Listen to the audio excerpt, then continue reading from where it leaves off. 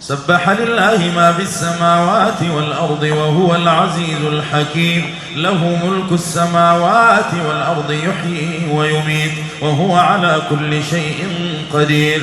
هو الأول والآخر والظاهر والباطن وهو بكل شيء عليم.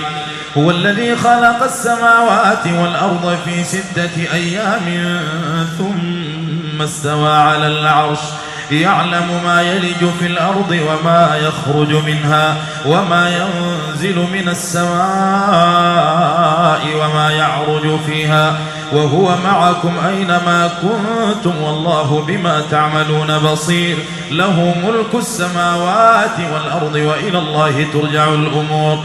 يولج الليل في النهار ويولج النهار في الليل وهو عليم بذات الصدور. آمنوا بالله ورسوله وأنفقوا مما جعلكم مستخلفين فيه فالذين آمنوا منكم وأنفقوا لهم أجر كبير.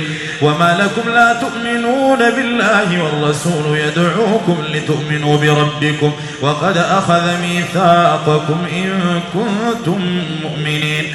هو الذي ينزل على عبده آيات بينات ليخرجكم من الظلمات إلى النور وإن الله بكم لرؤوف رحيم.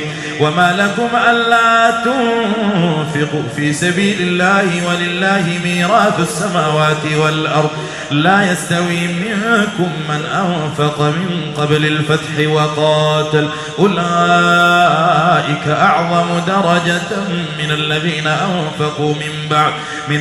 أنفقوا من بعد وقاتلوا وكلا وعد الله الحسنى والله بما تعملون خبير. من ذا الذي يقرض الله قرضا حسنا فيضاعفه له وله أجر كريم. يوم ترى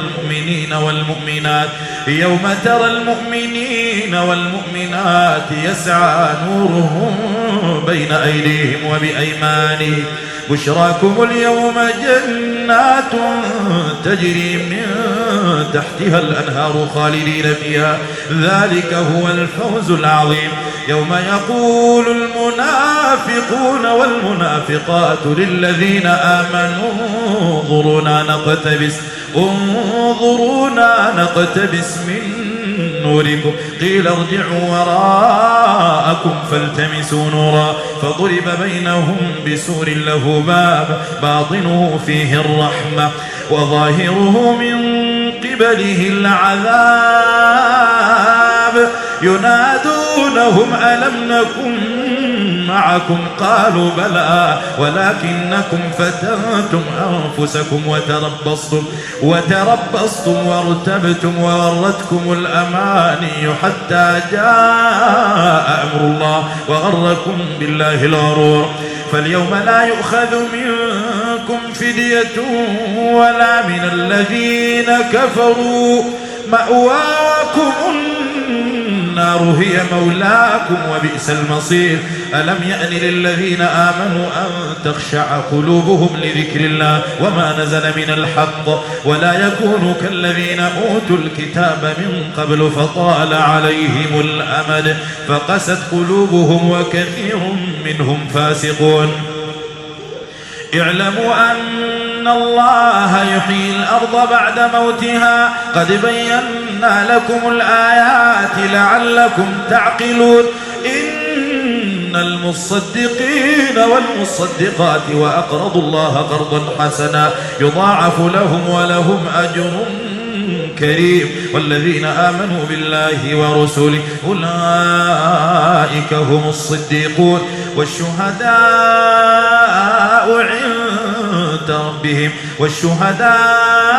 عند ربهم لهم أجرهم ونورهم. والذين كفروا وكذبوا بآياتنا أولئك أصحاب الجحيم. اعلموا أنما الحياة الدنيا لعب وله وزينة وتفاخر بينكم وتكاثر في الأموال والأولاد رماد كمثل غيث أعجب الكفار نباته ثم يهيج فتراه مصفرا ثم يكون حطاما وفي الآخرة عذاب شديد ومغفرة من الله ورضوان وما الحياة الدنيا إلا متاع الغرور سابقوا إلى مغفرة من ربكم وجنة عرضها كعرض السماء